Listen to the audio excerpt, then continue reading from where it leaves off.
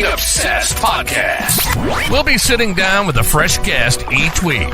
Someone who shares the same kayak fishing passion that runs through our veins. We're talking kayak anglers, kayak companies, lure experts. Heck, anyone who's got a story to tell about landing the big ones from a kayak. We're setting our sights on becoming the #1 kayak fishing podcast in the world. You'll get a chuckle, a grin, and hey, maybe even a belly laugh. Because we believe in the power of humor. But above all, we're here to educate and inspire. So, whether you're a seasoned kayak angler or just dipping your toes into this exhilarating world, join us on the Kayak Fishing Obsessed podcast. It's time to reel in adventure, camaraderie, and the joy of the catch. Here's your host, Darren Windle.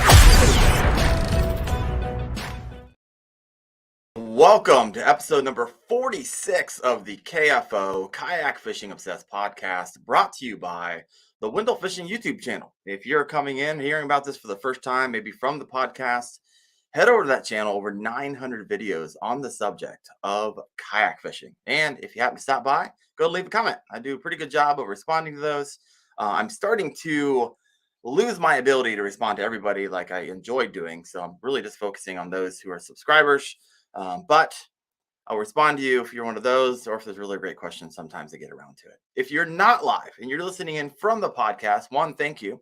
Maybe you're working on your kayak, out fishing, driving to or from work, whatever it is, whatever you're doing, I would love to hear from you. Please hit me up on Facebook, Instagram, YouTube, and I will respond, especially if you DM me. It has been a wild month this past month, which is probably why you haven't seen a podcast come out of the KFO for about 4 or 5 weeks. I got a new job. Then I went on a cruise with my wife. I got sick toward the end of the cruise with COVID. I was laid up like 10 days straight because of COVID. I got the one that like kicked your butt. And then it was Halloween, and then I got strep, and then I got better. And then it was time for the kayak bass fishing and knucklehead tournament. And so it's been a wild last month, but have no fear. We got a great pipeline of guests coming up. Casey kayak fishing on the 28th. Nate Goodwin fishing on the 5th, Matt's fishing mission on the 12th, mainstream fishing on the 19th, and I just booked Bass Fishing HQ for the first Tuesday of 2024. So pretty excited about that. But tonight we're going to be discussing the Knuklhed Bass Fishing Championship, and I have Jay, the bearded dad, fishing on. There he is. Welcome to the show, brother. I have John from Creek Fishing Adventures. Welcome to the show, brother. Hey. And I got JT from Hickman Outdoors. These are all team captains for the Knucklehead. Welcome, fellas. How you guys doing? Good, great. Glad to be here. Yeah.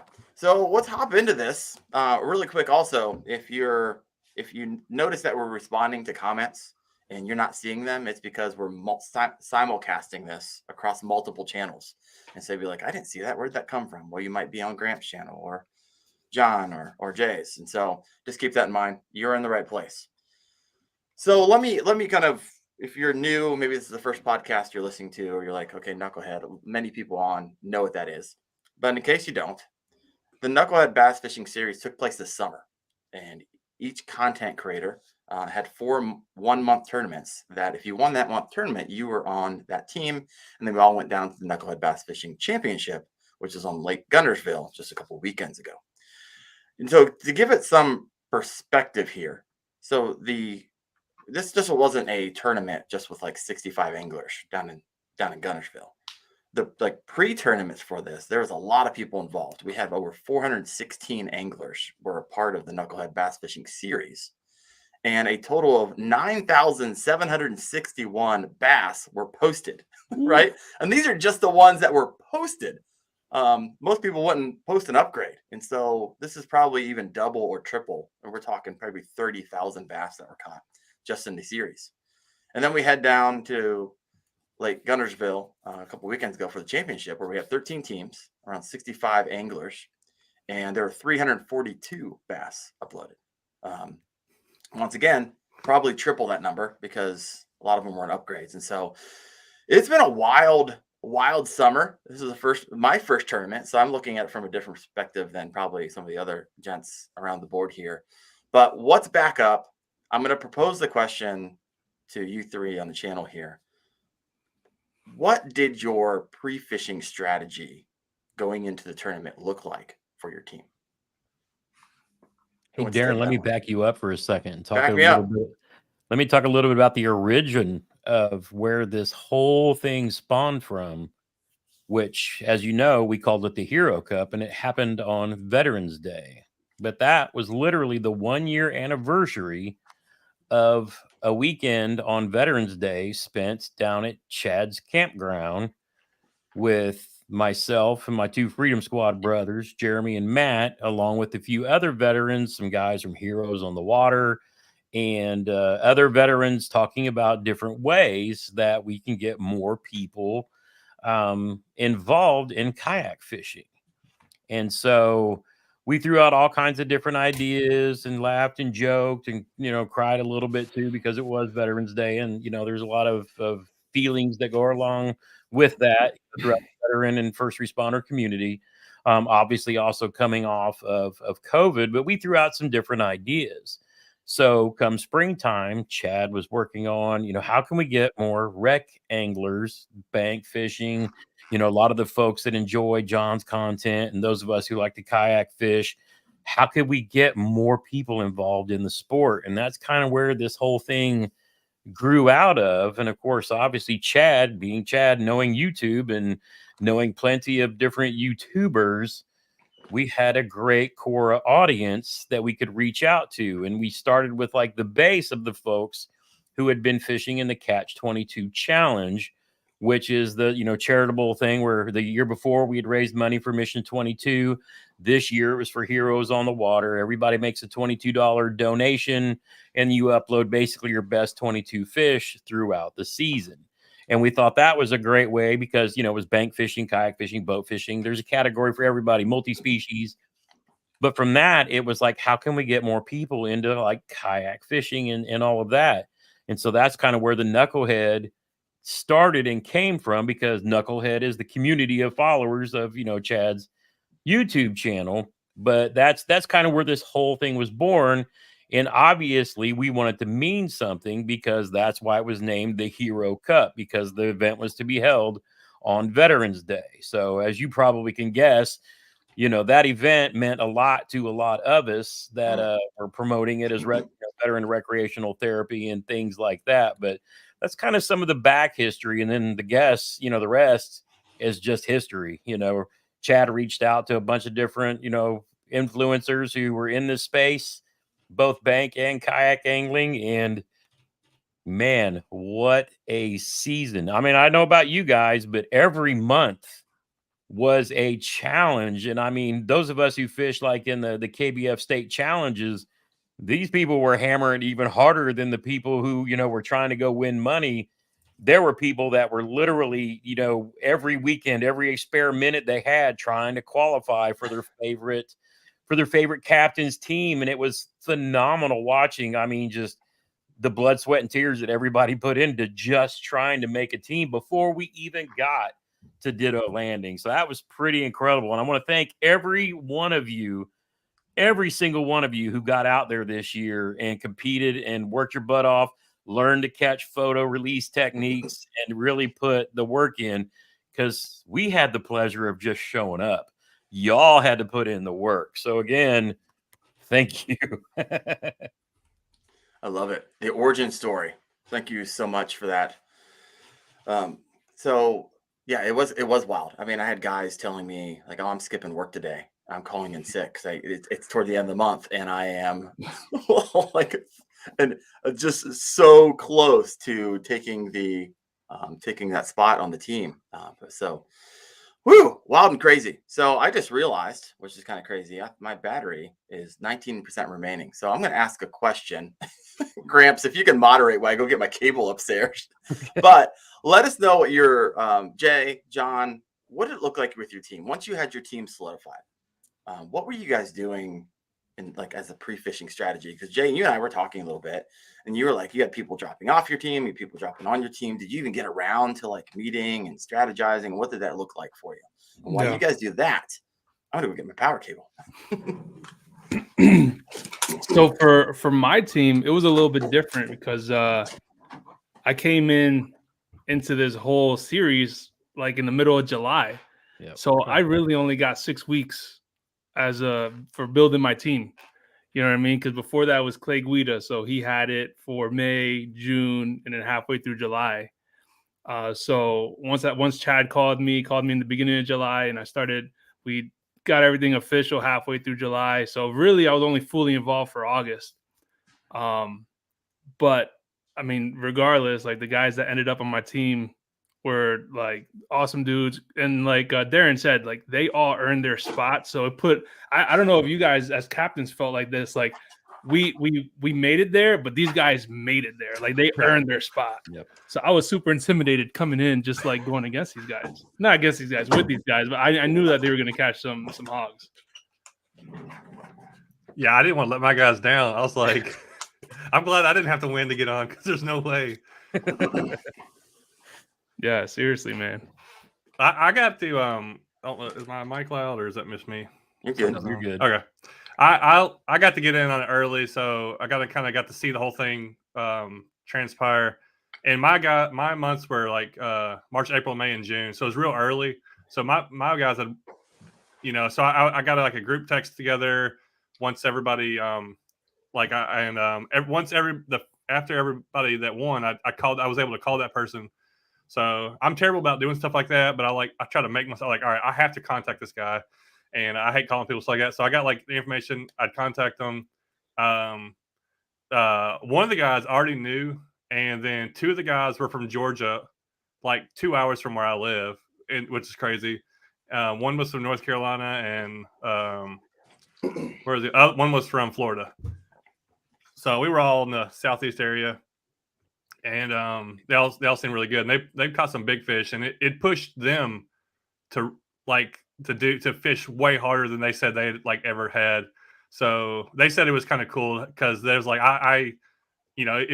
one guy had like 110 inches or something like that in Georgia. Dang. In North Georgia. He found this little lake that I had driven past before, and you'd have never thought there'd be like 22-inch bass in there. Jeez. So like hearing the stories and hearing like these guys go out and earn it was really cool. I felt bad for like the second place guys. Some of them like fished really hard. So and that's where next year I'm trying to figure out how I'm gonna handle, like, I'd love to give out something for second and third place, but I really wasn't sure. I didn't do it this year, but was able to do a few giveaways, and I still got one to give away. But yeah, and coming into it, we went down a couple days early to get some fishing in. Yeah, you did. You got me nervous. I was like, crap, John is on them, and I'm still sitting up here in Ohio, and you're already catching monsters. Yeah, what was that big you caught like your first day down there? This fifth cast. I had the best bluff. So I'm meeting up with one of the guys I never met before. I'm like, meet me at this ramp. I actually brought down one of my kayaks he was going to use. So it's like 3 in the afternoon. It's already getting dark, So I'm like, I'm going to put in. He'll be here in like 10 minutes. 5 or 6 casts. I fish right by the bank. I catch like a 5.5 pounder. It was like 21 and something. I was like, no way. I was like, I'm posting this just to mess with everybody. You messed with me. It worked. I didn't catch anything else bigger. I actually didn't Everybody catch any big down ones there the caught one that's bigger than my PB on a catch board. My only goal was to try to find something that was 21 1/4. And it's like pre-fishing. I'm sitting there going, what? Yeah. Come on.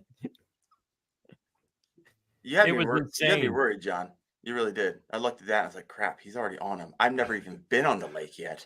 I'm just looking at like Google photos of it. But I'm like, I'm also picking apart your background. I'm like, oh, it's like the bro's at a marina. Okay, he's fishing a Helgermite. What else he got in here? Well, everybody knew he's at a marina. It's like, okay, which one is he at? Yeah. Love it. Yeah, I missed your story. Sorry about that. Gramps, did you share yours? Oh, no, not yet. I was going to let Jay. Well, so pre-fishing wise, we were down there. A few weeks earlier because we qualified for the KBF championships due for last year's at the KBF National Championship. We were down there.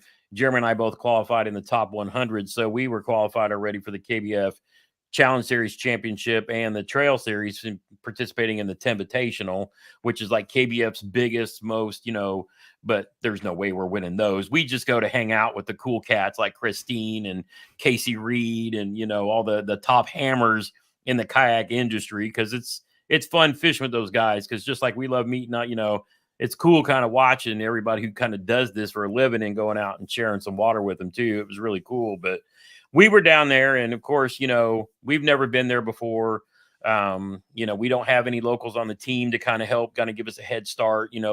Jeremy had to do his, video study for about a month and a half, 2 months out. And then, he's tournament fished longer than anybody, because he used to do the stuff in a boat way back. So between map study, YouTube study, we kind of had 3 or 4 different areas.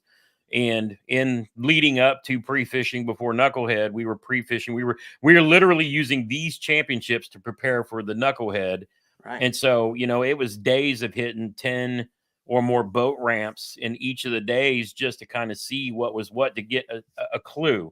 Because if you're not from there and you don't have anybody that's down in that area, you all know, if you did any scouting, there are a million boat ramps and a million, areas, and you're just trying to figure stuff out. So we literally used the KBF championships as our Knucklehead pre-fishing. And, we did pretty good. I finished in the top 30. Our buddy OEF5 finished, 22. I was 26. And then Jeremy had big bass one day, won $1,000. So, we were on an area that with decent fish, and, we knew where you guys would be fishing, because we knew there would be a lot of people fishing there, because you were literally one bay south of us. If you go under the bridge by the boat ramp you put in it, we were literally on the other side of that. That's how close we were. And of course, you saw Liz over there. But then pre-fishing, we did it again. We spent a lot of time up at Wheeler eliminating water, because a lot of people, say, sometimes it's you're not going to get as many fish, but you can get bigger fish. So we spent time up there as well. But we did a whole lot of running around the 2 weeks prior, and then the few days that we were there beforehand. But I don't think any of us, especially pre-fishing for the actual Knucklehead, caught a fish maybe bigger than 19 or so, except for Alex, who goes out on the 3 fish pre-fish, catches 2 20s, and misses a 7 at the boat to win those, KBF. But, that was our pre-fishing. So we were just going to stick with what we knew, because we know we were in an area that held the fish. But, we just had to stick with kind of what we knew from history, and not try to, overreach. And, we just wanted to put fish up on the board. You know how that goes. Yeah, 100%. So my strategy was a little bit, so I was kind of lucky. As people were winning the tournaments, a lot of times they were winning multiple teams, and so they could take their pick of whose teams they wanted to be on. And so the first person to win, I believe his name was Greg Massa. And the good news is Greg lives on Wheeler. And so he knows Wheeler like the back of his hand. And then, of course, Guntersville, he gets on every once in a while. So we had that in my back pocket. If you guys know Greg, he is the owner of 3dyak.com. He does all kinds of 3D printed kayak fishing accessories, which is kind of neat. I got a few on my yak myself. And then Jake Tomlin out of Cleveland, he just started getting into fishing this year. And we started fishing together, and he had like the best year ever. I mean, PB after PB after PB, which was kind of wild and crazy. And so we're driving down together, but we have no clue. Like Lake Guntersville, knowing about it, giant lake. And of course, we're doing the Google Map stuff. And like, holy crap, this thing is like, if you drive one end to the other, you're looking at like a 60-minute drive, just driving. Absolutely massive. Where in the world are they? Then it gets to Tammy Sanchez. Comes out of nowhere with like over 100 inches, 103 inches out of New Hampshire. I was like, holy cow, girl's a hammer. Glad she's on my team. She can pick up over 100 in northeast. Yep. That's awesome. Then it comes down to the last month, and Jack McRoberts. Don't know a whole lot about him, but he wins like 3 different people's teams. I think Fluke Masters, and Jay, I think he won yours, he won mine. And I was like, man, I want this guy on my team. I don't even know where he's at. So I find his email address. I was like, hey, man, I know you won 3 different, but I'd love for you to be on my team. He's like, yeah, sure. And to come to find out, he lives like 45 minutes from Guntersville and fishes it all the time. And so I got everybody together on like a call like this, and we start strategizing. Like Jake and I are like, and Tammy are like, we have no clue what we're walking into. We're really leaning heavily on Greg and Jack. And so they told us what they thought. Wheeler is known for, spotted bass. They're going to be smaller. Guntersville known for the monsters. And so for this particular tournament, probably a better idea to fish Guntersville over Wheeler. But it still wasn't off the table because there were some strategies at play nonetheless. And so Jack ended up like taking the entire week off. He fished like 35 hours of pre-fishing that week before to pattern those bass for us before we got there. I was like, man, this bro's putting in the work. And so, I mean, of course that helped because I walked in, I was like, Jack, where should we put in our boat? He's like, you got to go here. And so that's kind of like we had a text thread going as well. Of course, John, your photo made our text thread because everyone's like, what the crap? Where's he at? Jack, Greg, where's he at? What's in the background? Where's this man fishing at? Where's he pulling in 21 plus inch fish? And so that kind of got us to where we wanted to be. So that was kind of our strategy involved.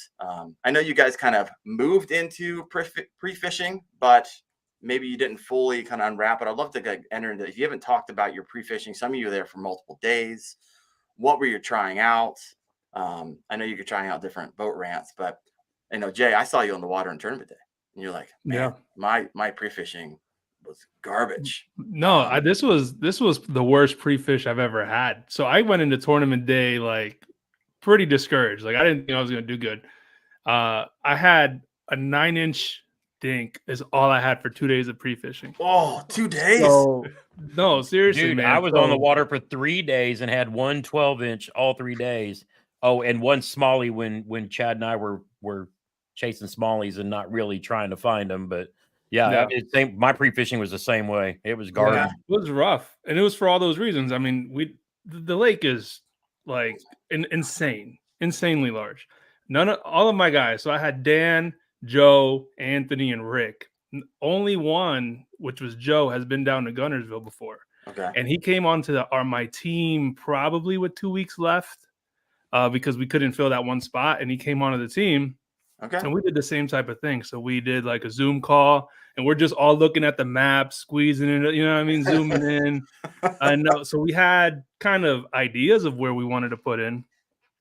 So the first 2 days we tried the Towns Creek ramp and couldn't get the other guys. I went with Dan and Anthony. They both got some good fish. Dan got a lot of nice ones on top water.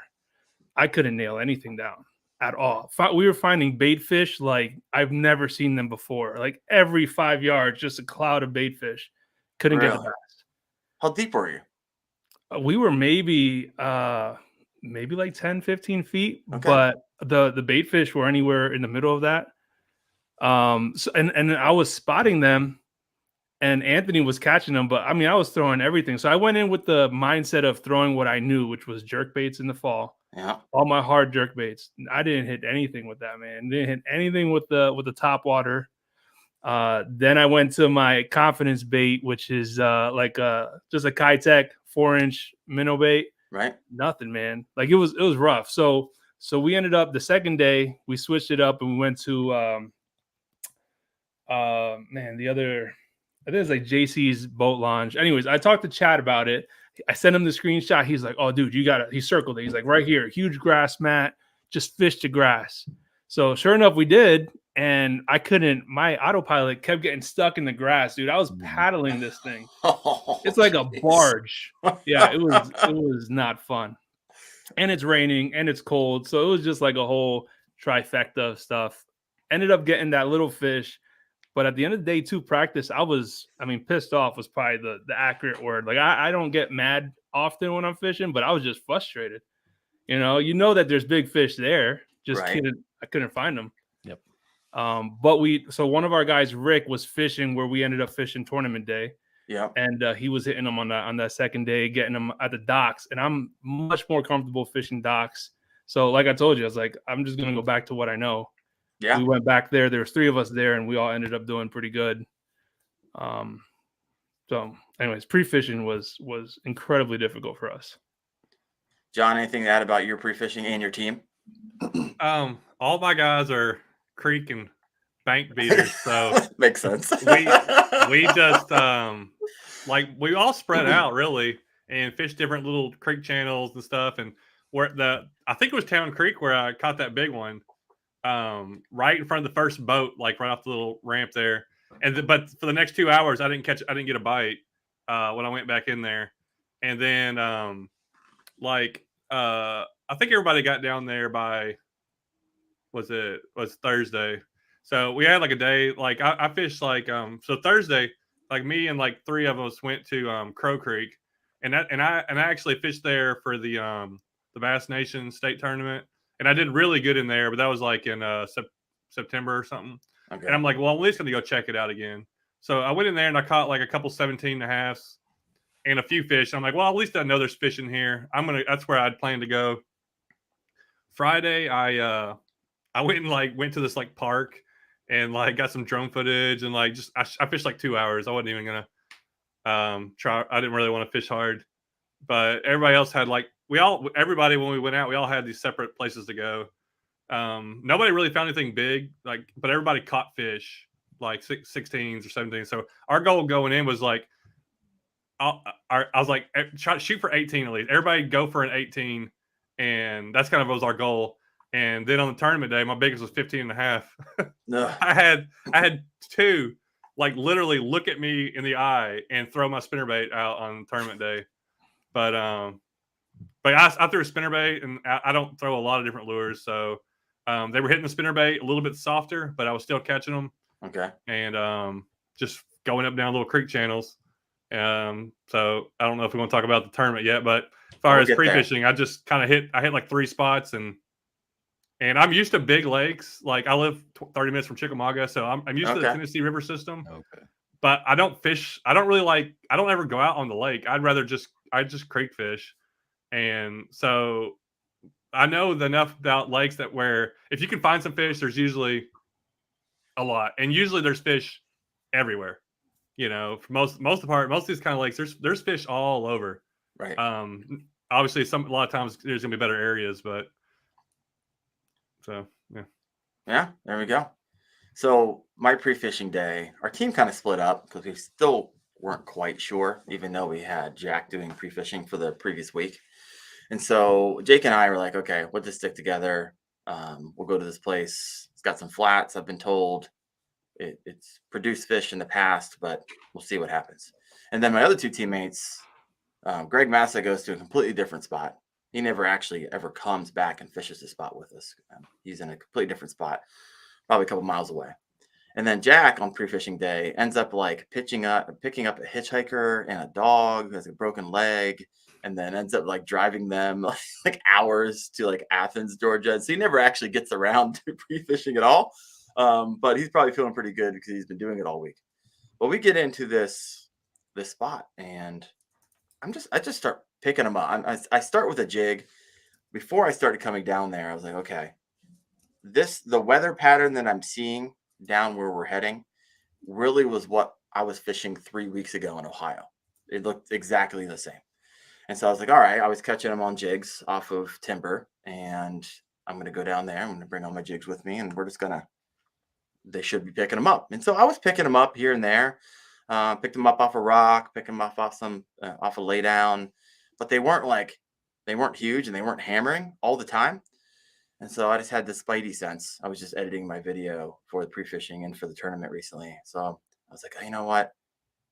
They shouldn't be hitting a wacky worm, but threw that on and started skipping docks. I mean, the docks. So if you're from Ohio, you've never been on Lake Guntersville, docks up here in Ohio are like just a slip. And you put a boat on the left and on the right.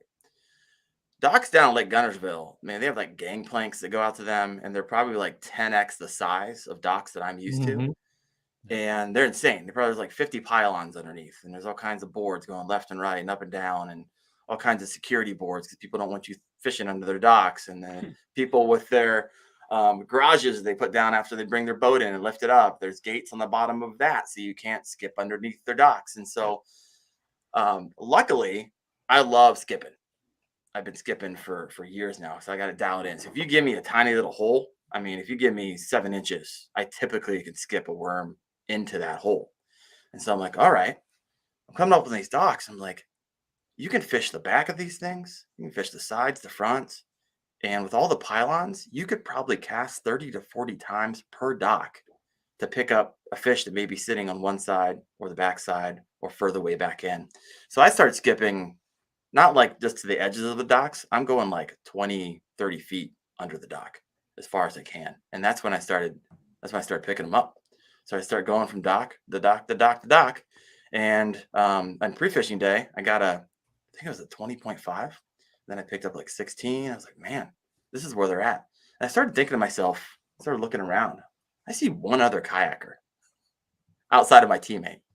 And so I called Jack up. I'm like, Jack, like this place is loaded and nobody is here pre-fishing it. He's like, oh, it's probably because they're going to be there tomorrow. Mm-hmm. I was going to say everybody and their brother who paid attention to the KBF watched Garrett Cole, I think it was, win the Challenge Series championship because he was skipping all those docks just all through there and just slaughtering them. So I started thinking to myself, it's like, Jack, you either like this can't be a best kept secret because this place is loaded. Almost every dock I felt like had some type of fish under it. And we're talking underneath these docks was either like 2 feet of water, and depending where you were in this particular area, it could be like 6 to 8 feet of water. And so it was fascinating. So I was thinking to myself, okay, if people are like, you don't want to make all these baths of sore mouths. But I'm thinking to myself, if there's going to be a ton of people coming tomorrow, I'm just going to fish the crap out of these docks today and make sure they're scared of anything the next day. And so that's what I did all day long, just start skipping docks. Like, I'll come back tomorrow and hopefully I'll pick up a few that didn't see it, which is going to be really hard because I'm skipping like 50 casts a dock. Yeah. So that was my strategy. So I was like, I literally only pre-fished one area the entire time. I only had one day to pre-fish. I fished a spot and I was like, I got to come here tomorrow because it's the only spot that I know. Gramps, anything to add there? So for us, the pattern the couple of weeks before was jackhammer everywhere. Oh yeah. And so we threw that a lot in the pre-fishing, but I say that knowing that on the final day of the championship down there, when the wind really picked up and the water kind of got even more stained, I had to move away from the jackhammer because I was hurting. I only had 2 fish, 2 14s. And, I'm still trying to be in the top 30%, which is my goal in any tournament I fish in. There was 92 in the championship, I think. And I really wanted to stay in the goal was to try to crack the top 20. But oddly enough, I saw the stained water and it really reminded me a lot of these places I fish around here.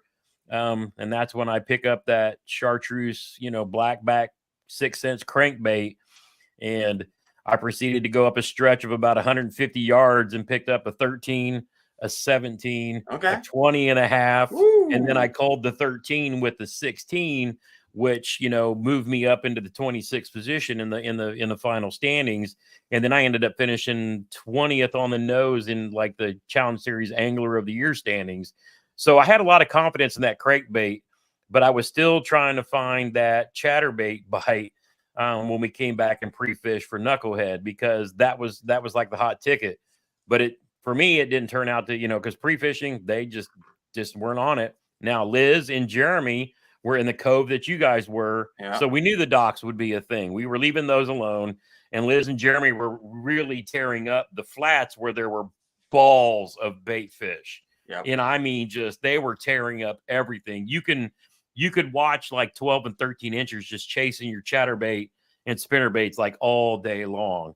But we knew we wanted to leave the docks alone because we knew that would be a thing in case, in case we had to move over there. But yeah, it was just one of those things. But we kind of left that alone because we absolutely knew that place would be flooded. But Liz, that's where she did so good, and she figured everybody's going to be on the docks. I'm going to be out here in the flats, and that's kind of what her strategy was. So, we knew going into tournament day that we were going to have a different game plan, and, then really just went to work executing it come tournament time. Heck yeah. So coming down with the strategy, pre-fishing. So first share, like in your mind what's going on, your kind of state of mind. What are things that you're changing at the last second? And then walk us through your personal experience and your team's experience for the first part of the tournament.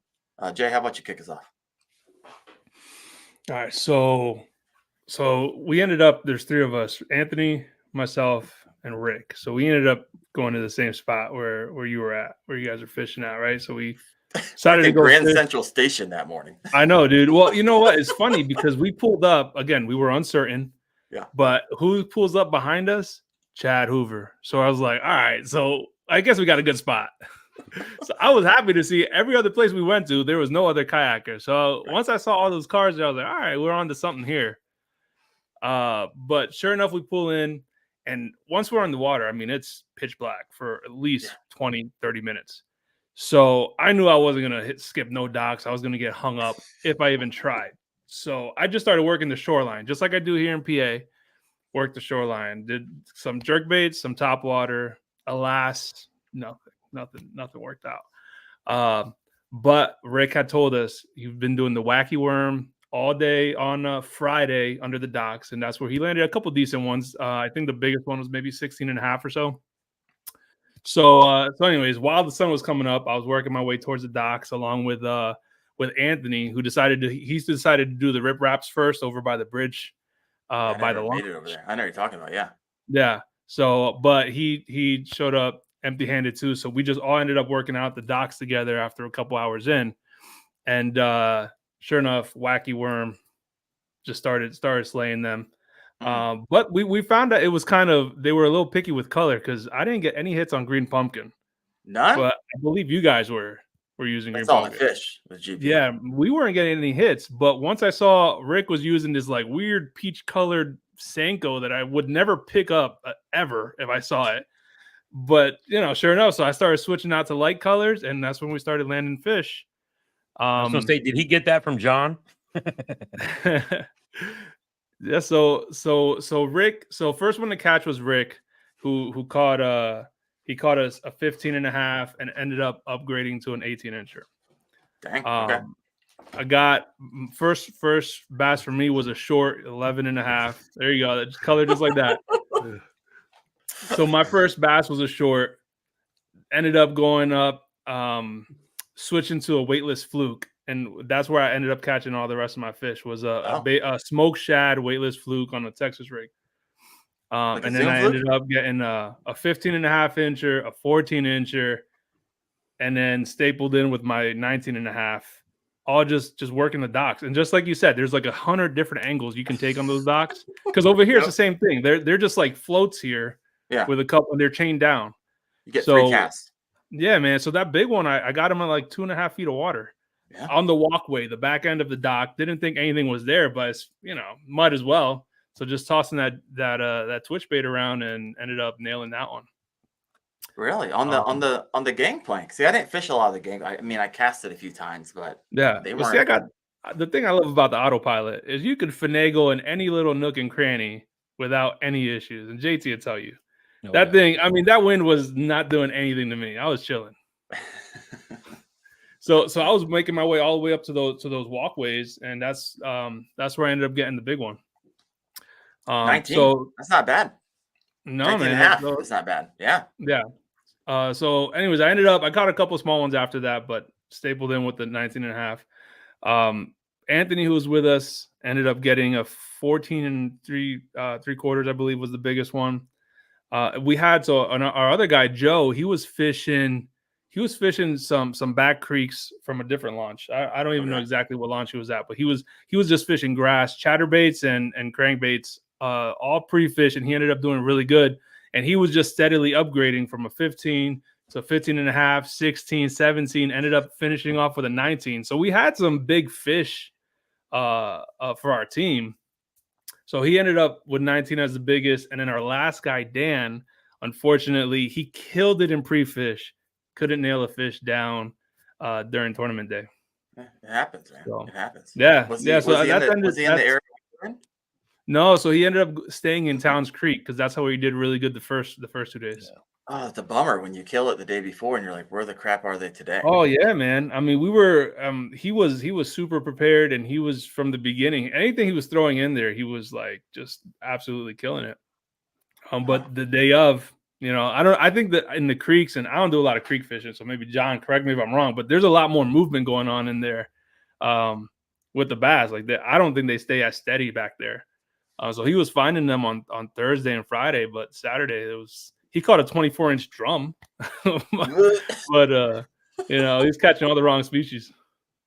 Yeah, that cold front changed a lot of strategies. Yeah, heck yeah. I came across Chad toward the end of the tournament day, and he was like, "Hey, I mean, I don't know what's going on. I've been patterning bass out here in the grass flats for the past 3 days, and I cannot pick them up." And also, it didn't help because you guys know how cold it was that day. Randomly in the area we're fishing, you hear this. What in the world is going on?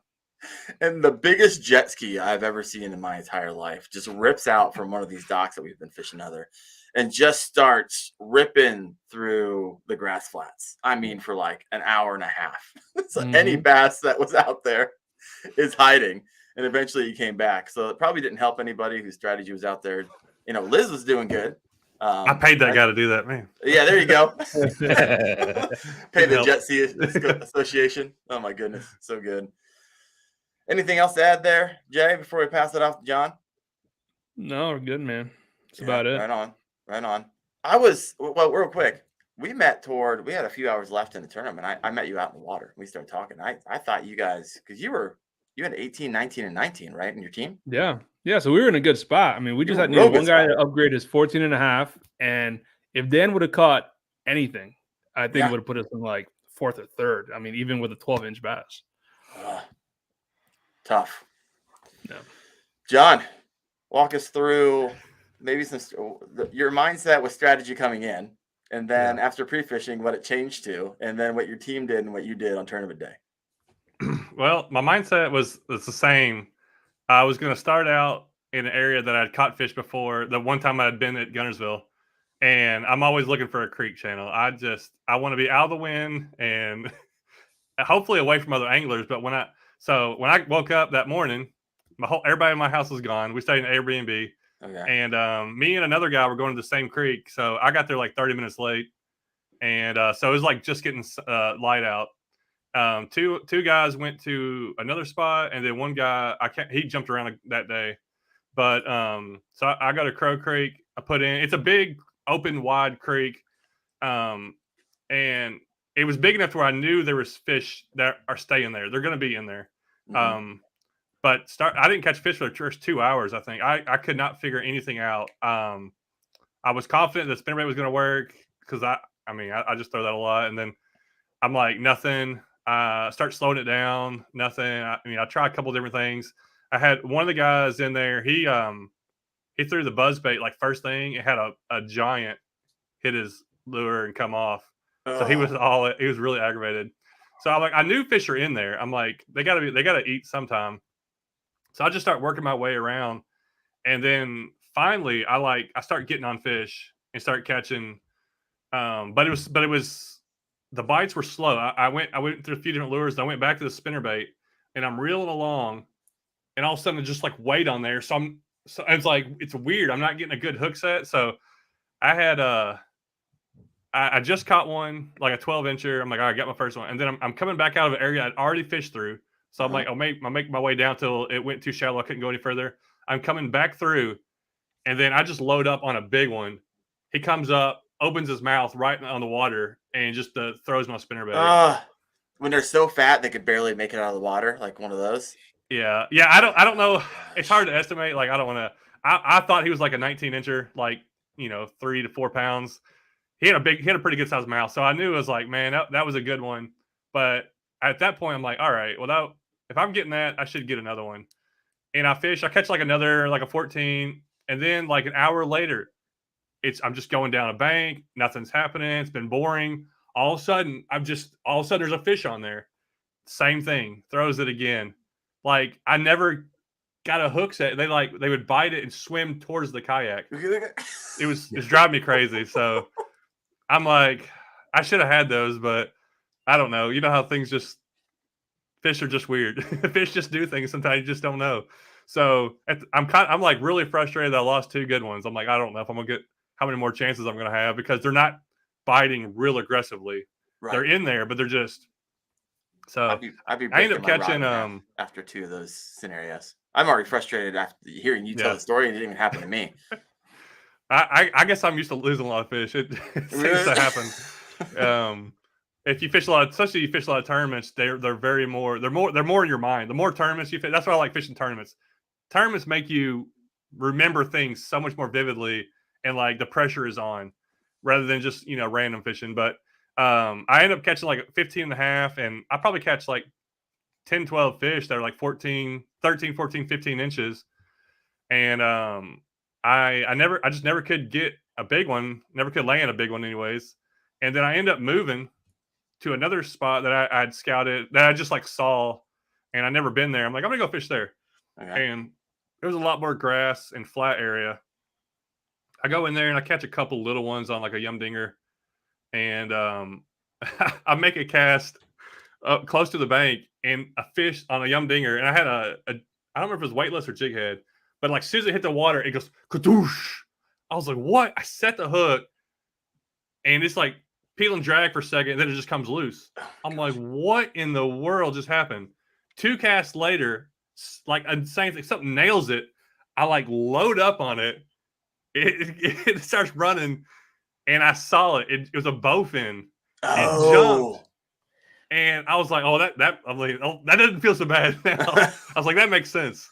I had no idea there was bowfin in there. So I spent like the next 45 minutes trying to find more bowfin. I didn't find any gosh. More. And then I just couldn't get it. But one of the guys, they were in like a creek channel, and they instead of going shallow, they were going deeper. He caught a 20.25 on a buzzbait. Dang. Other guys caught an 18, and one caught a 17, and then the other guy caught a 15. And me and the 15, we both had chances on big fish that we just didn't land them. So they had fun. They had a blast. Everybody caught some fish. We got to go eat out a couple times. So it was really fun. I feel like they really appreciated coming into it, and we all got along really well. So it was a really fun time. Heck yeah! It's when you lose them in the tournament, 2 of them, which we know are bigs back to back. Those are things that. So interesting enough, my buddy, bowfin junkie, he's coming down to Cleveland with me, and we stayed an extra day afterwards. And Chad Hoover put us on some juice the following day at a private lake that he had access to, and he's like, Hero Lake. Hero Lake. You can kayak this area here and fish it, but if you walk back to the back lake, I've caught a 9.8 back there as well. So he's caught almost 2 10-pounders in this lake. So I'm like, okay, sweet. I'm going to walk back here because the water's low and it makes it easy to walk around this lake. So we get back there, second cast, boom, I nail a 21. I'm like, holy crap. Run out, get my buddy Jake. Like, hey, we got to walk this back here. He gets back there and he misses one and just pops out. He's fishing we're fishing shaky heads at this point. Same thing happened a second later. Something loads up, monstrous, boom, gets it back and just pops out. Like, what is going on back here? About a half hour later, I hear this. I'm like, what? I can't see him because he's on this other side of this island. And I look, and I finally get around to look, and he's laying on the ground. I'm like, what is he doing? Like, bro, you okay? And what had happened is he was kind of shaky heading this thing toward the shore, and this monster bass. He's like probably that 9.8. I mean, I've never seen a tail that big, never seen a fish that big. Yep. However, he leans into that bad boy as hard as he can, but there's no length of line to absorb the hook set, right? So he's hook setting it like 5 feet in front of him. I mean, his afterthought's great. He's like, I'm just at this point, he's thinking, I'm not going to lose the third one back here. So he loads up on this thing. It snaps his rod in half and snaps his line, and the beast swims away. And so he had to lay there for about 10 minutes. He was so mad. Ugh. So it's brutal. And those are the ones that you remember for a long time. Gramps, walk us through your day, because holy crap. I look at my phone like an hour in. I'm like, what in the freaking crap is going on with Team Gramps? You were like 20 inches further than anybody else. And they're not small fish either. I was like, this is going to be a long day. Walk us through what changed in pre-fishing and kind of what you and your team were doing. Well, we kind of stayed away from everywhere we actually planned to fish until tournament day. The only exception was Liz. She and Jeremy had gone into some 19s or so chasing back in the flats between the docks you guys were fishing. Mm-hmm. There were, like I said, huge balls of bait fish. The day before Thursday, the day before the pre-fish, Alex and I, Alex on the Water on Twitch, we were over in the area that we knew that Gene and his team would be fishing, but they put in and then went down. We had put in and gone more towards the river because one of the advantages we have is Antoine, who was also on my team. And let me back up a second too, because I'm one of the few that's blessed. Every single person that was on my team, I had met in person previously before Knucklehead even existed. That's right. Liz was a Fishin' fam member, and I met her in Florida on Christmas the previous year when we were down visiting my daughter. Of course, I brought the cold weather from Indiana down with me, and it was 29 degrees while I'm trying to go to Florida and catch big fish in Tampa. We ended up hanging out at a coffee shop. Alex, I had met at the previous year's KBF National Championship at Kentucky Lake. And then Antoine is a local hammer here in Indiana who is also on the Old Town Pro staff with me. We're regional pro staff. Oh, and nice. There's not many tournaments up here that he hasn't won. The dude's a flat stick and will be traveling nationally next year. So, I was blessed to have, and of course, Jeremy was my fifth, and he's been fishing his whole life, one-armed. That's what he's down to these days, but he can still catch them. So we had an idea and we had thoughts. And like I said, we eliminated a lot of water during pre-fishing, but I want to bring up real quick the area that we went and fished where Gene and his team were going to be, because anybody who's followed me for a long time knows I cannot catch fish on frogs. I mean, I'm up to whopping 2 now, but we were pre-fishing an area that some of the guys in my house were fishing during the championship, and big grass mats off this point. And I missed a big one.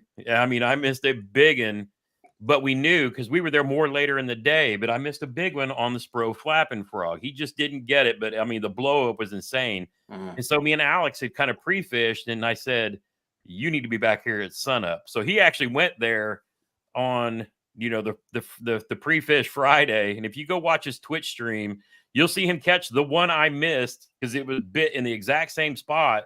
And then he caught another 20 on the point that he was working. And then, like I said, he probably lost a 7-pounder at the boat during the pre-fish. And you'll just watch. Darn. But so that's where we knew coming into the tournament day, that's where he and Antoine would fish. And flapping frogs were locked into their hands basically all day. Now, Antoine also went up and fished some places that he fished. To be fair, I had a hammer on my team because he finished 9th in the Challenge Series tournament. So he fished in the money. So, he had his juice that he was working as well. But they literally locked these Spro flapping frogs in their hands all day.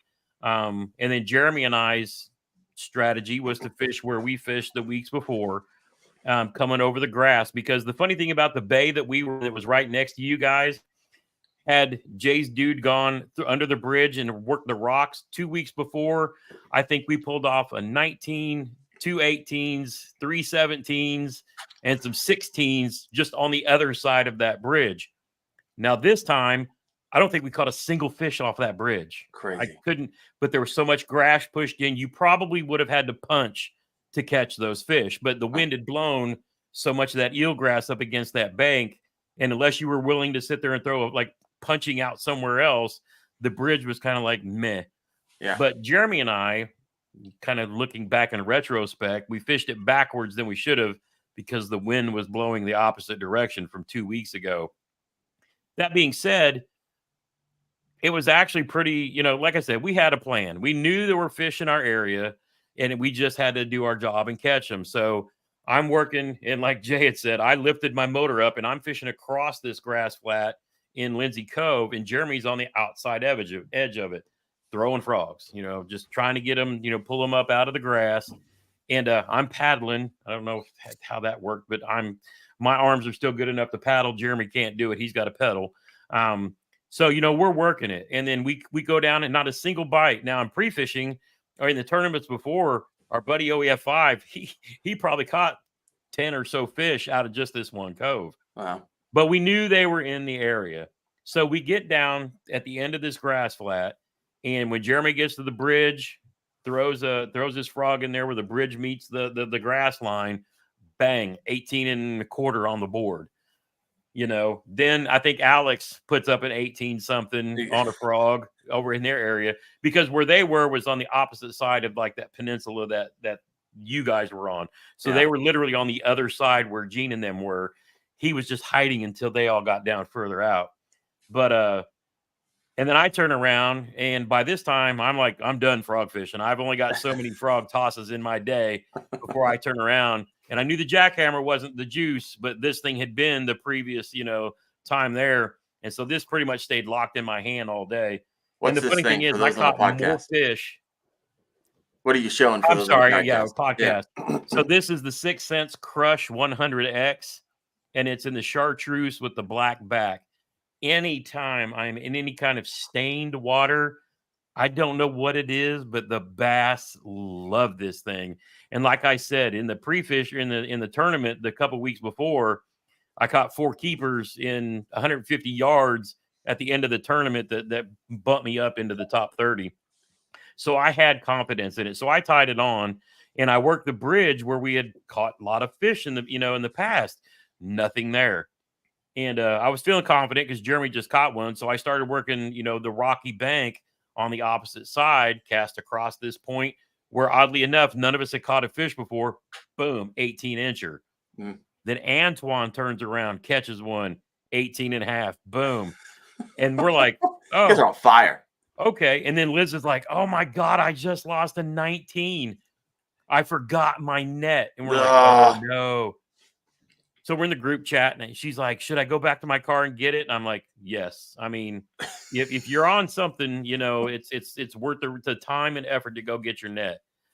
And so she takes off and goes and gets her net. And then like 2 hours later, bite just kind of like, I say it slowed down. It seemed like for everybody else, I caught so many fish, it wasn't funny. It was like, I catch that 18, then a 17, then a 16, and then a 15. And then they went down like the 12s and dinks. And, I catch one on a jackhammer here and there. I throw some, some Zoom speed worm through the grass, catch 3 little ones. But I'm like, I got to put this crankbait back in my hand, And the problem I went, and then in the cove that we were in, it's like, okay, time for me to go hit these docks, because I know everybody else is catching fish on docks. We were just trying to beat up what we could find first. And Liz called, later on, Liz is like, boom, 20 and something. And we're like, yes. Okay. Turns out she then lost her. No, she caught a 15 first. So she gets her net. She gets back out, catches a 15. Hey, we got a limit. We're feeling good. We passed Fluke Master. We're sitting in first. Now we're like, all right, guys, feet on the gas. We have to get upgrades because it's Guntersville. I mean, anyone cast could be the one that, makes or breaks your tournament, So we're grinding all day. Liz runs into Chad, they're talking smack and this and that. And then she comes back and catches a 20, like right in front of him. And, she's doing her little, thanks for the, giving him all kinds of juice. But, that was, you guys had a lot of people over there. So a lot of people at around lunchtime, I'm, like I said, I'm still catching fish, but I'm telling everybody, we need upgrades, boys. We need upgrades. And there's no lead that's safe. It's Guntersville.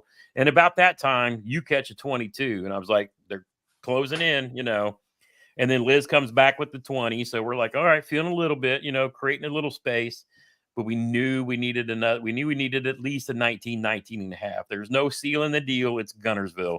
Anybody, any one cast, You just gotta, and there was no taking potty breaks. There was no eating lunch. There was no nothing. We knew we had to keep her foot on the gas. And so I think it was after she caught that 20, and then I think maybe somebody on your side caught another one to kind of move. I told Jeremy, I said, we got two choices here. I said, I don't think they're here like they were, because we should have caught one by now. I said, we can either go play defensive and get everybody over there in the cove with Liz, because obviously the more people that are there on every dock is less that they have a chance to catch another upgrade. But we didn't know if all 5 guys of your team were there or if they were spread out kind of like we were. Right. So Jeremy's like, dude, we caught fish here. We know we're good here. So we was like, okay, we're going to stay put. We know it's going to be a thing. Now, I would have played this differently as the captain had I caught in the group message that Antoine and Alex were, they were not getting anything where they were. So they moved. And then I find out later they're at our ramp, which, we were fine with, because I'm thinking, we've caught 19s here. We've caught 20s. All we need is one. Part of me says if I'd have caught them on the road, I would have sent them to your ramp, just because Jeremy and I were confident that we could pull out a 19 or 20, but also to put more people in your area. Yeah. Because you're playing defense, to try to win too. It's a big deal to a lot of people. Especially me on Veterans Day, being a veteran, I'm already thinking, we gotta clutch this. It's a lot riding on it. So I go back and I move into these docks, and where I caught that 20 and a half a couple weeks before, but they were on the outside edges of the dock back then. And I kind of figured after watching some other people's videos, there are going to be some fish up under these docks. So I bust out my skipping jig and I'm tearing up every dock, then some, just working, and nothing. Finally, at some point, catch, my smallest was an 18. I catch like an 18 and 1875. And, but that was it. And after that, it was just, we can kind of continue to work our patterns and see what we can find, but ended the day with 94 inches.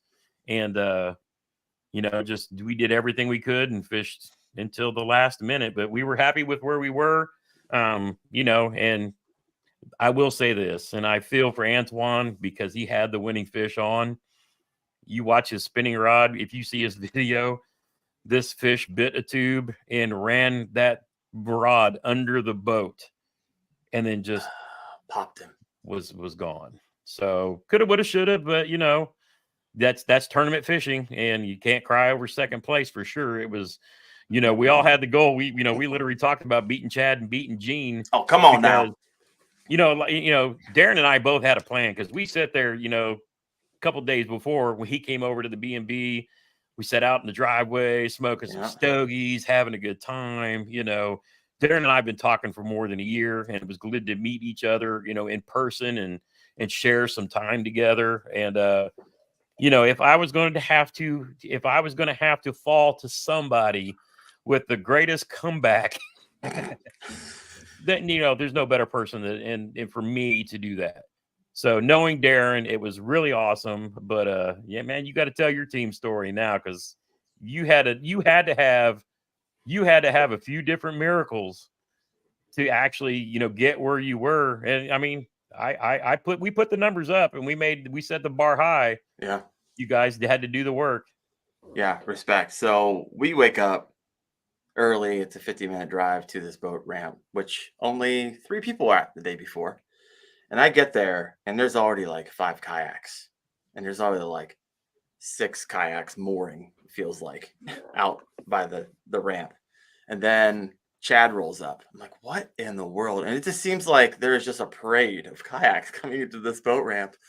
I'm like, holy crap. All right. It's good to know I'm not the only one that knows that they're here from the day before. But Jack was absolutely right. No one was pre-fishing it the day before to kind of keep them nice and juicy for tournament day.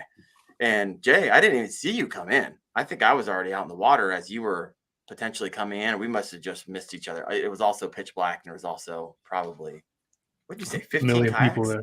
Yeah, there's probably 15 out of the 65 kayaks that were leaving from that one launch, which is kind of crazy to think about because Guntersville is so freaking massive.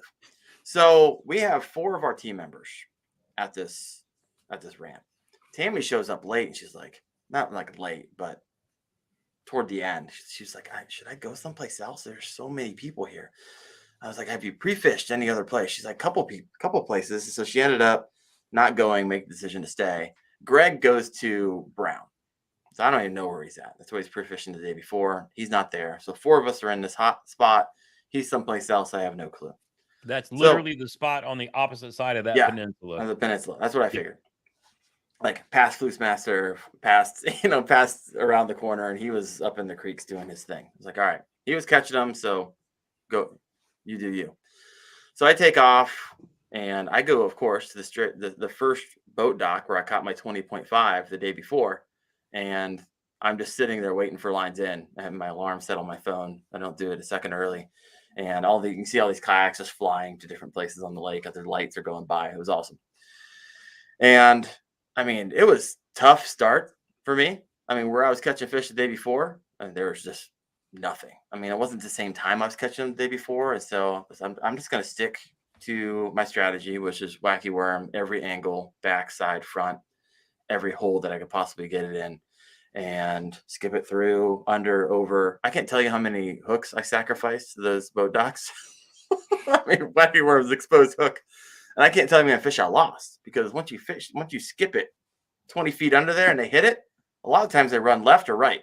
If they're running left and right and you can't pull them out fast enough, they're breaking you off on one of the pylons. And so have you ever seen as many dock owners put up defensive stands? It's crazy. I was shocked at the number of like fences and boards, everything they could to keep you from fishing under their dock. Everything. Well, the beauty of it is that the water was down like 2 feet. Yep. And so what typically would be impossible a lot of times to skip where the boat goes in, because they'd have had gates on the bottom of their garage door that goes into the water. There was actually like this much room left, maybe 6-7 inches in some cases where you can get it in there. But I'm having a hard time. I'm looking down on my phone like, holy crap, Gramps just put up 4 18s, and I haven't put up maybe a 14-incher.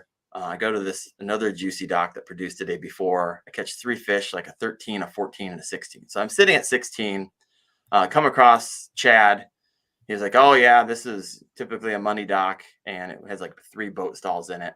And what I was noticing is typically I'll let it sit for like 5 seconds before I start tugging the retrieve. But I was like, okay, I'm just going to let this fall all the way to the bottom. It took a long time, but once I hit the bottom, that's when they actually sucked it up off the bottom. I took off with it. And so started finding a little bit more luck with being a little bit patient, fishing a little bit lazy. Around this time, Jake and Tammy and Jack ends up going, there's like a creek that goes up there. John, you would love this. So they go up into a creek. He actually meets Chad Hoover in there later that day, but not having a whole luck. I tried fishing the creek the day before. I didn't catch a freaking thing, but it's incredibly juicy. It might only be like 25 feet wide, but 10 feet in the middle, and a ton of timber and lay down and grass and all kinds of places for fish to hide. They were just not hitting it for me. So we all pull back out into the main, and Tammy's having a hard time. She's getting like, I think, a 14.5, and she just wants to upgrade. Jack's got a 14 or 15. He wants to upgrade. Jake ends up putting up something like an 18. So he's feeling pretty good right about now. And right around like 11 o'clock, I pick up that just skipping a worm. It's just some random dock that probably 3 or 4 other kayak anglers have fished under already, because there's so many people back there fishing docks, and just hook up with, which was my personal best. And so what I love about the pedal drive is that once you start catching, I just start backpedaling and just making this thing lazy. Because like Liz, my truck was so full of crap that I had forgotten my net that morning. And so I'm pulling this thing out. I already know I forgot my net. Luckily, and Gramps, you can attest to this, I haven't fished with a net in years until about 6 months ago when I started tournament fishing. So let's just say I have a lot of practice on bringing fish in and lipping them. And so I was like, all right, I feel somewhat comfortable doing this, and luckily didn't lose one that day by lipping it. So I was able to lip my PB 6.8 pounds, 22-inch from a dock around 11:30. But now I'm thinking like, oh crap. I mean, I'm looking at the big bass board. I mean, I'm tied with another dude who's got a 22-incher. I was like, I'm not going to upgrade. I need to pull off these docks and let my team kind of fill in. So I pull off, and I'm like, Jake, hey, come over here. fish the rest of this line. I don't want to get in here and catch them. So I'll take off. So I was like, okay, tell me what you're doing. I was like, so I go up to the dock, just get my lure. I'm just kind of show them exactly what I'm doing. And boom, I got a 19 that hits. I'm like, holy crap. I was like, I'm sorry, bro. I shouldn't even be fishing here. So I back out. Maybe a minute later, he's fishing the exact same spot. And boom, he pulls out a 19 from the exact same spot. There are 2 fish hanging in the back of this dock in about 5 feet of water. And so he maybe upgraded maybe a half inch or an inch. We call the rest of the team over. We're like, Jake, you and I need to back up because Tammy needs to upgrade her fish. Yep. And so boom, she nails a 17.5. She puts on a wacky worm, starts fishing under these docks. So we're all feeling pretty good. When I caught my 22, JT, we were 1 inch behind first at that point. And then slowly, while we were trying to upgrade the rest of my team, you upgraded, I think, another 2.75. So we were all like, okay, we need 2.75 inches or 3 inches to take first. And Jack, who lives by Lake Guntersville, who's a freaking hammer, puts up like 105, 108 inches during the summer. He's stuck on a 15. We're like, holy crap. Okay, so but he has a torpedo and he doesn't have a pedal drive. And the wind is picking up by this time. And he's like, I typically don't skip docks. Like, I'm not really great at skipping. So he gives it a try, and then like an hour goes by. I'm trying not to like get up all in his business because it's a lot of pressure when you're the guy who needs to upgrade. That's the hard part when you know you're the local hammer and you're sitting on a 15. And so I'm like, hey, this is what's working for me. If you want to try it out, great. I need to get out of here and stop fishing the area and get as far away from you guys so you guys can pick up. And he maybe fishes like an hour and a half, and Jake calls me up. He's like, the wind is blowing him into it, and since you're not accustomed to skipping, it just wasn't working out for him. So Jake's like, it is like an hour left, and we had 4 hours to upgrade this fish. And I was like, oh, not that we got it in the bag, but we have plenty of time to upgrade his 15, and so we just gotta be patient and wait for him to do his thing. He gets an hour away, and Jake calls me up. He's like, hey, I'm going to take him off the docks and take him over to where I caught a 19 this morning over in the grass flats over by the oyster bar. You know where that's at, Gramps? Yeah. So Chad, around this time, I meet up with Jay. I'm talking to you on the water. Chad comes by. He's like, oh, I'll take him that peninsula over there. He kind of pointed in the area where they're going to be. And with 18 minutes left, I think he's throwing a jackhammer or some type of bladed jig, I believe. And just pulls it up. Wasn't a 15, it wasn't a 16. No, it was exactly it wasn't a 17. It was exactly what you needed. Yeah, it was like the only fish in 4 hours, and it's exactly what we needed. He called me up, and he's like, I think, for some reason, I don't know why, but he was like, I think he caught an 18, but he didn't seem excited about it. I was like, bro, he caught a what? I was like, I don't see it on the board because I'm checking it because I'm just goofing around. I was like, did he take a picture of it yet? Like, what's going on? He said, oh, let me call you back. So I'm dying over here doing the backwards math of what this fish needs to be in order to win. And then he calls me back. He's like, it's an 18. It's like, I don't see it on the board. Is it going to fly? It's one of those scenarios where it's going to fly off the board or something stupid like that. And eventually they got it up with 18 minutes left. And it was just a surreal experience. It really was. First team tournament, first tournament in general. But it was wild. And so that's kind of our day. And man, it was a good day. It was a good few days of fishing. Like going down to Guntersville, I caught a 20 and a half, a 22, and a 21. Like those are like top 5 fish for me for the year, all caught within 3 days because I fish in Northeast Ohio. Yep. And so it was wild. All right, we're coming up to the end of the time here. I wanna give everyone a chance. Really quick, I got some starred messages here from people from way back. Sly Fox Fishing said, I fished every chance I got, day and night. He said he probably had 1,000 hours of fishing and more to qualify. Wow. for the Knucklehead. Rose putting in the work. Fished every one of mine and a bunch of the Burley guys just went, trying to get a team. It was awesome. He was working. Getting it done. I love it. Creek Crawler, who fished a month trying to get on my team, he said, Pro tip: don't try to catch smallies to qualify unless you're up in St. Clair. He came close to winning the spot on the team. Long name here. He said, fun fact, Knucklehead was my 4th time in a kayak. I bought 1 month before Guntersville. You guys got to remember, this was open to bank anglers for the series, but you had to have a kayak for the championship. And so perfect scenario is someone who won off the bank and then had to get a kayak for Knucklehead. Yeah. So if I could say something. Daniel Pierce, who caught that 22 that you guys were tied with, caught his 22 in pre-fishing. It was like his 4th or 5th time in his old town. Yeah. That's wild, man. So I thought when I first heard that this was open to bank fishermen, my first reaction was like, why? It's weird. It's kayak bass fishing. But after talking to the guys down there, so one guy on my team, Anthony, he didn't even own a kayak when he came up to the championship.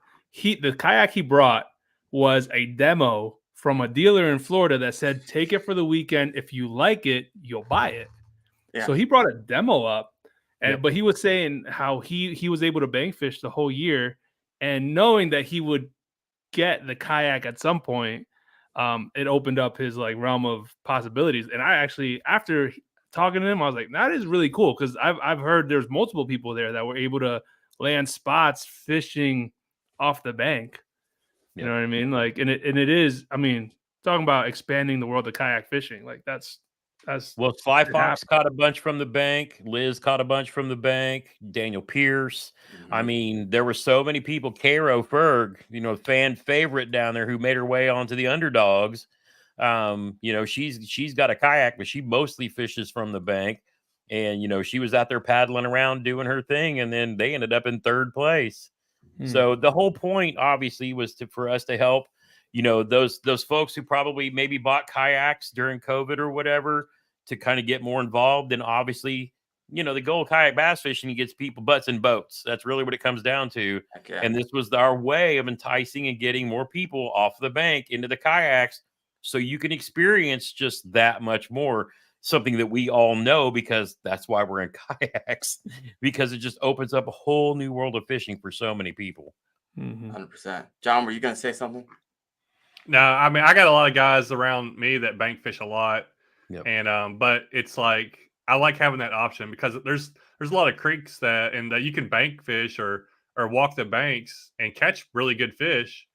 I think it's fun just to have that in there. And some of the guys that I knew, that they did that they probably didn't think they were going to win, but they wanted to compete and try to get some fish on the board.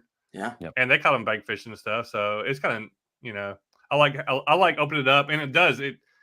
Once you just get entered into the tournament, it's going to drive you to kind of, if you want to keep doing it, you're going to find ways to, all right, I got to get in a kayak now. I want to do this, and you can borrow them or use whatever. But yeah, I like how it got a lot of people into it. Huh. So one of the last questions, really quick, from Bucktail. If you guys met him when you guys were down there, he's like, my first tournament, nailed my PB2, team underdogs. You guys were close to first. Closer than I think anybody realized, because real close. Because their team was made up of 3 Guntersville hammers, and the small fish on their team was one of those 3. So Bucktail and Caro both pulled in bigger fish. I think he had a 19 and she had an 1875. And so if their other local had smoked one, we'd all been crying in our tears behind them. Yeah, we would. And it would have happened swift and fiercely, because I was only paying attention to you. You never pay attention really to the person behind you unless you're in first playing defense. And so I really wasn't looking who was close behind. Should have been, but I wasn't. All right, last question for everybody around the board here. What was your most memorable moment from the entire series to the championship? What was like the greatest thing that happened to you, or something you experienced happening to somebody else? Think about that for a second. Whoever wants to go first, go and start. I've got kind of 2. One was meeting Caro, who is a fan favorite among a lot of our channels. She's in like everybody's live streams all the time. And she's, she told her husband Jay that she was reserving 2 hugs, one for me, one for my brother. And, she just jumped into fan fish off for fun. She literally just came to fish and have fun and meet everybody. And so me and Jeremy gave her, we gave her our cove and said, fish here and just go do your thing. We're not going to be on the water all day Friday down there. You just go tear it up. And so when Chad called her name first and the crowd went insane, completely thoroughly enjoyed it. And then she turned around in the Save Cove because she was like, well, I can't fish with you guys because I'll take fish away. No, you come with us. You're not going to hurt nothing. There's lots of fish in this lake. You're only going to catch your fish, not mine. Right. You come and join us. And then my real highlight was you coming over and us hanging out for that hour and a half, sharing a stogie, sharing some stories, having that time. That for me, that all of the different meetups with all of the YouTubers and their followers and fams and family, that to me was the derby was fun. Don't get me wrong, but the meetups and all of the personal stuff going on with everybody and their teams and cross teams was completely incredible. It was everything that I hoped it would be. And beating Chad and Gene. What? And beating Chad and Gene. I love it. John, Jay? Yeah, I'll go. A couple things. One of them was me and all my guys. We went. Was it? I think it was. I can't remember which night it was. I think it was Friday night, Thursday night, Friday night, and we went to a place in Guntersville on the water and ate. I don't know. It was just an awesome, it was really fun. Just go hang out, sit around, eat like a really good meal, everybody, and just talk. As far as all anglers, you get along so well with other guys that are fishermen, and they're just talking about fishing and doing stuff, and so I really appreciate the group of guys that won on my team were really, really awesome guys.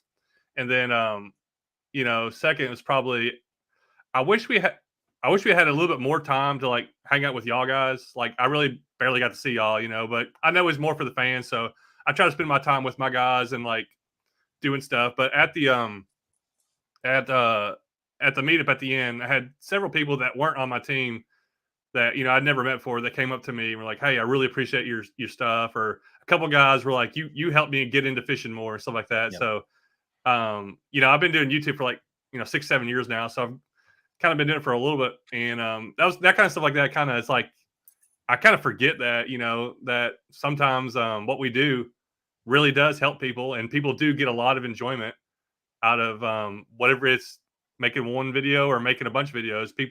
There's people out there that really appreciate it, and it was nice to hear that from some of the people.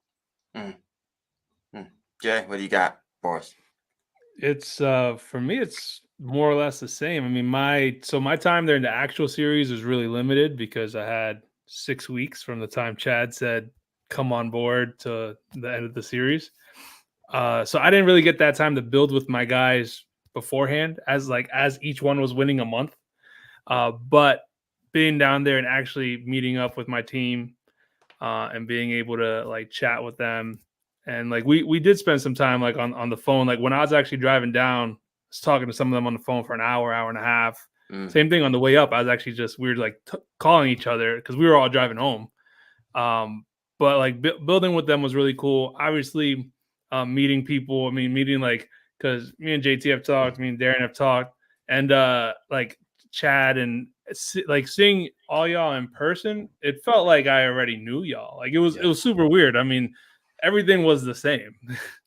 But it was cool just meeting everyone and kind of seeing being part of it, even though I just came in on the back end of it, being part of something that meant so much for everybody. Because I thought it was probably one of the best trips of my life, going down there.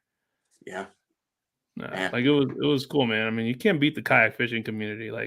I feel like I've met a lot of guys that are bass boat fishermen. I'm like, they can't stand up to us. They're none of them are they don't have that same camaraderie that I feel like kayak fishing holds. For sure. Yeah. I would love to see a boondoggle or something down there in the spring where it's just a free for all. Everybody shows up, goes out, fishes together, makes videos with everybody, and just goes and chases bigs. I mean, sure, you can have tournaments and all that too, but I think if it and especially a lake like that, I mean, just giants, land of giants, lots and lots of ramps. I didn't even go to Wheelers. I didn't even have so time to many go over ramps. there. No, I I got a few. So starting off the series, I was unsure about tournaments. I didn't know if it was going to ruin fishing for me. Some people have strong opinions about it, where it just becomes all about the tournament and you lose your love for just going out there and kind of relaxing. So I was worried about that getting into it, but really grew to love it, especially the month-long tournaments. Just how can I do over a period of time? And I really surprised myself because I never done a tournament before. And I have a YouTube channel that teaches kayak fishing. Am I any good? Right? And I didn't, you don't know unless you start competing to a degree. Like, I know I can catch fish and I get on them, but to what degree can I do it? And so I surprised myself with 4 months of over 90 inches, with one being 97 inches for Northeast Ohio. I was like, wow. So that was a boost of encouragement for myself.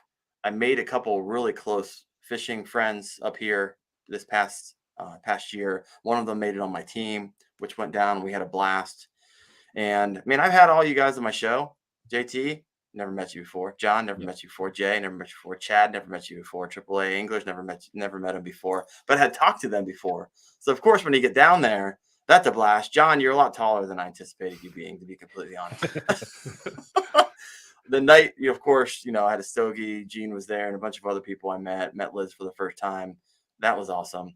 And it means more to us than as a content creator when you come up to us and say, hey, that one video that you made really helped me out, even with purchasing a kayak that now I love and enjoy. Like, man, that hits for us. So I had a couple people do that, and it meant more to me than the trophy, really, because why we started YouTube channel, everyone got their own story. But mine was I started YouTube channel because I wanted to teach my girls, who are now 7 and 6, how to fish, and they might not want to learn until maybe I'm gone. So I needed to chronicle it. And that was the beginning of it. And so my core of what I want to do with a channel is help people. And so when someone comes up and says, you've helped me, that trumps anything else that happened this past weekend for me. And so it was a freaking awesome weekend. Any other things you guys want to share? Any other thoughts you had before we close? I'm curious, unless you're going to have your other guys on, I want to know what they did with the money. Like, we didn't really mention it much, but I wanted to hear anything about what the plans were. They have any goals they're going to buy or stuff like that?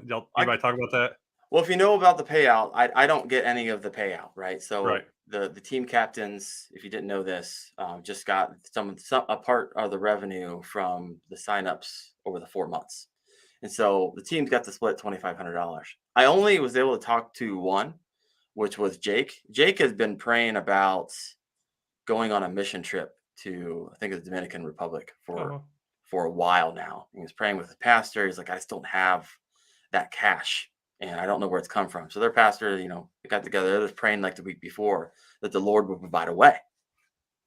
And in a roundabout way, felt like he provided a way. So now he has the money to go on that mission trip. And so that's the only story I have for you right now, because that's the only one that talks about. But that was honestly, I'm gonna sit there. I gotta make a comment before we're done. I was talking to the Lord on the way home, because part of me was sulking a little bit because I was trying to represent veterans, and I was like, what else could I have done? Okay, I know you have a plan for something, and I appreciate the fact that John is a man of faith, and I don't know Jay well enough, but I'll make assumptions. But I've known Darren for the last year now, just calls and texts and doing streams together, where he stands with the Lord, and the missions that he does and the charities that he works for. And I said, it stings a little bit coming in second, but if I'd have been behind all day and I came back and finished in second, I would have been grateful as you can get. You know what I'm saying? But I said, somewhere, somehow, there was probably a bigger plan, because, it was one of those things. So hearing that now the guy is fully funded for his mission, it's like, I knew there had to be something, because I was in the truck talking to my mama, on the way back, and I'll do that when I'm on the water. And I knew there had to be a bigger plan. So I absolutely love hearing that, knowing that Gene's son is out on his mission right now, And, you know, it's just great to hear stories like that too. So thank you for sharing that with us, because that I knew there had to be something bigger. I knew it's going to be just as much fun next year. And, you know, this thing is just going to keep snowballing and getting bigger. But I'm really glad you shared that with us. Yeah, man, for sure. OEF, thank you so much for your support. Saw you just made a gift. Thank you so much. All goes back into the channel here. And thank you for a sick meal at the meetup. Oh, yeah, the Matt and meats. Serena just fired it up. I meats. mean, they are awesome. Well, guys, we are way over time, but all of you are class acts. I am honored to call you friend. So thank you so much for coming on tonight. Thank you for our friendship around kayak bass fishing. Chad, I know you're not on, but thank you for putting this all together. Yes, and providing that community that I hold near and dear to my heart. And I know you guys do too. So thank you so much. And if you're listening to the podcast on the Wendell Fishing Podcast, we'll see you again next Tuesday at 8:30 p.m. Eastern. And I know that Hickman Outdoors has their podcast, and John has a podcast, and Jay's getting ready to start a podcast. So follow them all. So you guys have a great. Gregory will be on with me live on Monday. Ooh, Nice. nice. Talking about his new kayak adventure series. Oh, heck yeah. Yep. Heck yeah. All right, guys. Well, have a great week, and we'll see you next week. All right, Darren. All right, Thanks. guys. God bless.